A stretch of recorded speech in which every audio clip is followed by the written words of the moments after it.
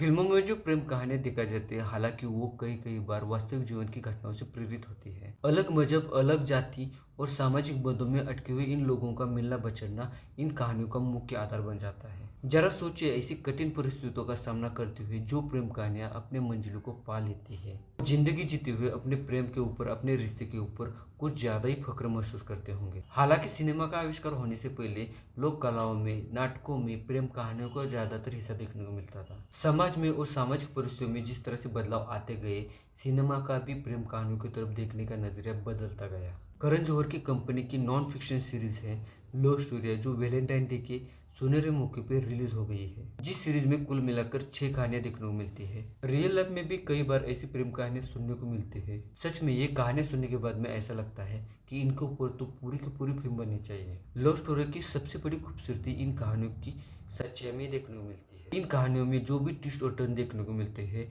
वो किसी राइटर की कल्पना का आविष्कार नहीं होता है, वो सामाजिक बंधनों का, परिस्थितियों का परिणाम होता है। इन प्रेम कहानियों की हकीकत या सच्चाई मौजूदा समाज को आईना दिखाने की कोशिश करती है। पहले एपिसोड में दिल्ली की लेखिका एकता कपूर और केरल के जर्नलिस्ट एनपी की कहानी देखने को मिलती है। एक पंजाबी परिवार से है तो दूसरा लेफ्टिस्ट विचारधारा को मानने वाले परिवार से देखने को मिलता है। दोनों को मिलना की इत्तेफाक है, लेकिन दोनों के बीच की प्रेम कहानी धीरे धीरे ही खुलती जाती है। हार्दिक मेहता ने इस कहानी को डायरेक्ट किया है, जो मुख्य रूप से खुद को दूसरा मौका देने की विचारधारा को हाईलाइट करती है।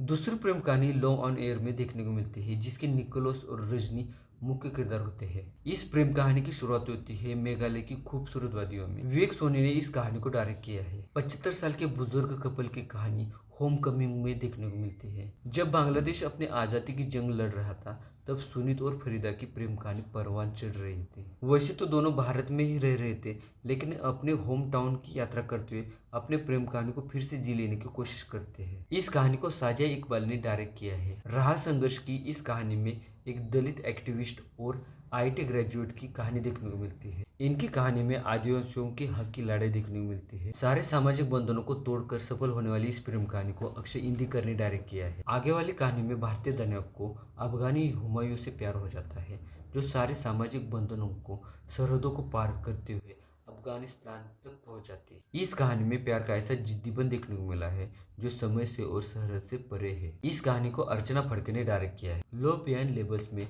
कोलकाता में रहने वाले तीस्ता और दीपक की प्रेम कहानी देखने को मिलती है। इस कहानी में एक दूसरे का साथ पाने के साथ साथ खुद को खोजने की, खुद को पहचानने की जबरदस्त जद्दोजहद देखने को मिलती है। पॉलिन डिंचोआ ने इस कहानी को डायरेक्ट किया है। इन सभी कहानियों में कलाकारों ने अपने असल अभिनय से कहानी को और भी संजीदा करने की कोशिश की है।